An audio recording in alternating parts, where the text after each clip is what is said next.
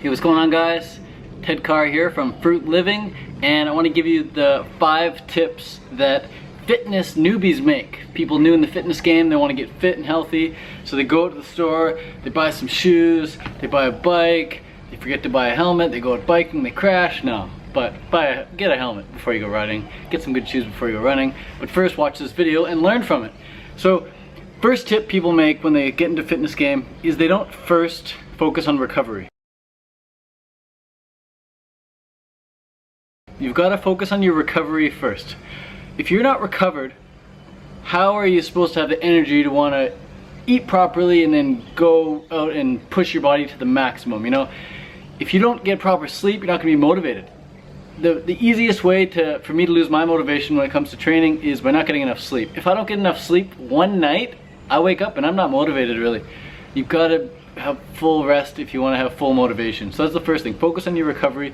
Not just sleeping at nighttime, but also taking naps during the day.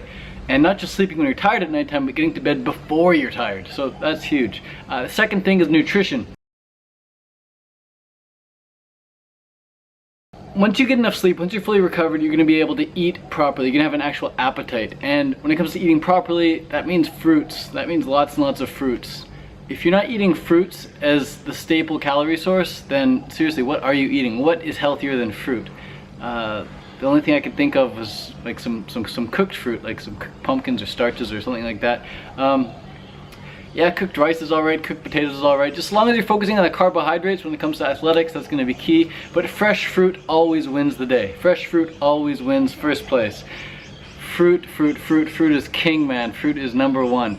Fresh, juicy fruit. Bananas, mangoes, papayas, oranges, dragon fruits, sweet, juicy fruits, pineapples, watermelons, these sorts of things. Make this your number one fuel source. So that's nutrition. A lot of newbies, they get into this and they focus on eating just whatever just for calories. No, don't focus on calories. Focus on sweet, high quality, juicy fruit, and then you'll have really good fuel in your system and your Lamborghini to go hammer away. Third thing people make a mistake about is they're not consistent enough.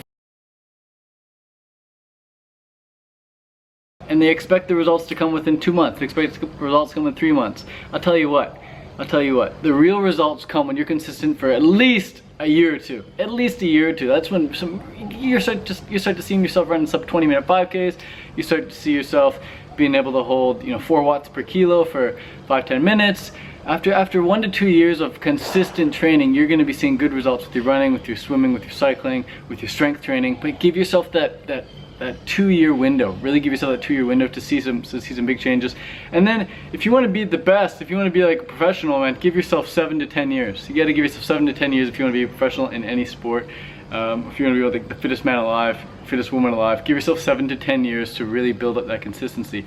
If you do too much too soon without having that consistent base, then you're gonna blow up, you get injured, and that sort of thing. And being consistent doesn't mean being consistent with just one sport.